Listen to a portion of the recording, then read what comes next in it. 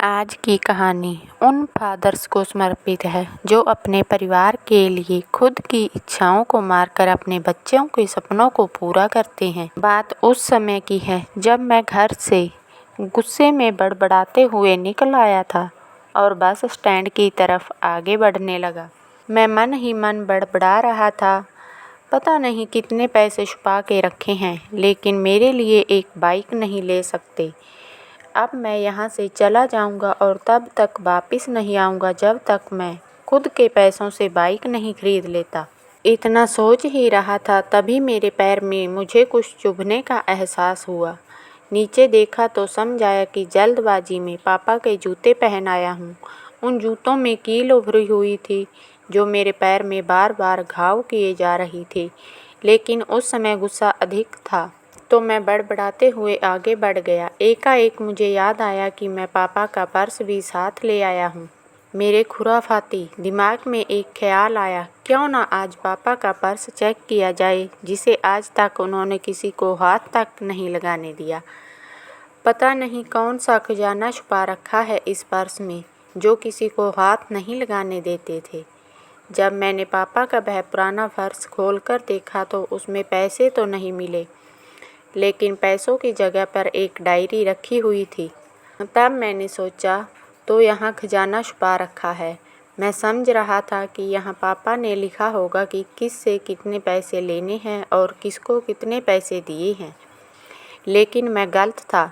जब मैंने उस छोटी सी डायरी का पहला पेज खोलकर देखा तो वहाँ पर जो लिखा था वह थोड़ा सीरियस कर देने वाला था। डायरी में जो लिखा था उसे पढ़ने के बाद मेरे चेहरे पर जो एक्सप्रेशन थे वह गायब हो चुके थे, क्योंकि डायरी में वैसा कुछ नहीं था जैसा मैं सोच रहा था।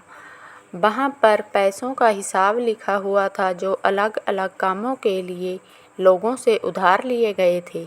उस लिस्ट में कंप्यूटर के नाम पर भी पैसे लिए गए थे। कुछ यूँ लिखा था, 50,000 बेटे के कंप्यूटर के लिए। यह वही कंप्यूटर था जिसे मैं आज तक यूज कर रहा हूँ, लेकिन मुझे यह नहीं पता था उस कंप्यूटर को खरीदने के लिए पैसे कहाँ से आए थे, लेकिन आज पता चल रहा था। मुझे आज भी याद है जब मैंने पहली बार कैमरे के लिए जिद की थी, जो मेरे पापा ने मुझे 2 हफ्ते बाद मेरे बर्थडे पर ला कर दिया था, जिसे देखकर मैं बहुत खुश हुआ था। और मुझे खुश देखकर मुझसे कहीं ज़्यादा खुश था तो वह थे पापा। अब मेरे चेहरे से गुस्सा एकदम गायब हो चुका था। जब मैंने आगे का पन्ना पलटा तो वहाँ पर कुछ इच्छाएं लिखी हुई थी। पहली जो विश थी उसमें जो लिखा हुआ था, अच्छे जूते पहनना। यह बात मेरी कुछ समझ में नहीं आई। तभी मेरा पाँव अचानक सड़क पर भरे हुए पानी पर जा पड़ा और तभी मेरे पाँव में कुछ गीलापन होने का एहसास हुआ।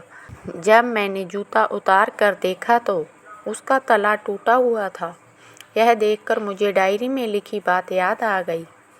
तभी मुझे माँ पापा की कही बातें भी याद आ रही थी कि कैसे माँ जब कहा करती थी पापा से, अब तो जूते पुराने हो गए, नए ले लीजिए, तो पापा अक्सर यह कहकर टाल दिया करते थे, जूते अभी और चलेंगे, अभी कुछ दिन पहले तो लिए थे।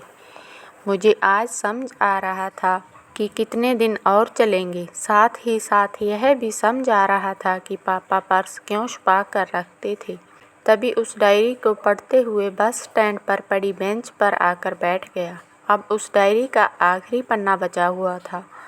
उस पन्ने को जब मैंने पलट कर देखा तो वहाँ कल की डेट लिखी हुई थी। तारीख के नीचे लिखा हुआ था 50,000 रुपये बाइक के लिए। बस इतना पढ़ा और दिमाग सन्न रह गया। अब मेरे मन में कोई शिकवा गिला नहीं बचा था, बस मेरी आंखों से आंसू चले जा रहे थे। मुझे आज तक नहीं पता तब मैं क्यों रोए जा रहा था।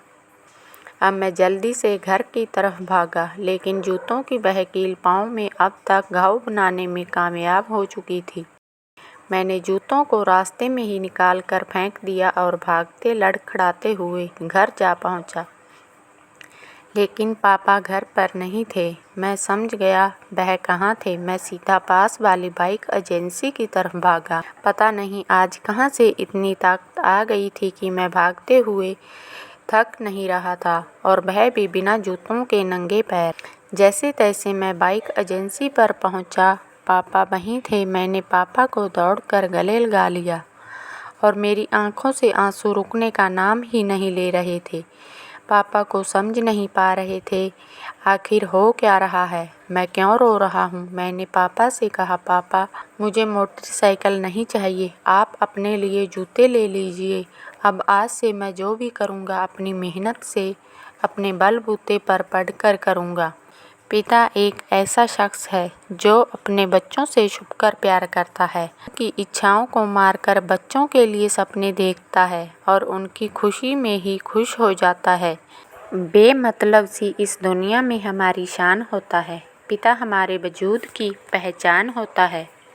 हमारे माता पिता का हमारे जीवन में होना ही सबसे बड़ा आशीर्वाद है। जो अपने माता पिता को खुश रखते हैं, भगवान उन पर भी हमेशा खुश रहते हैं। माता पिता को सुख देने वाले हमेशा सुखी रहते हैं। इसलिए हमेशा हमें अपने माता पिता की इज्जत करनी चाहिए और उनका सम्मान करना चाहिए। धन्यवाद।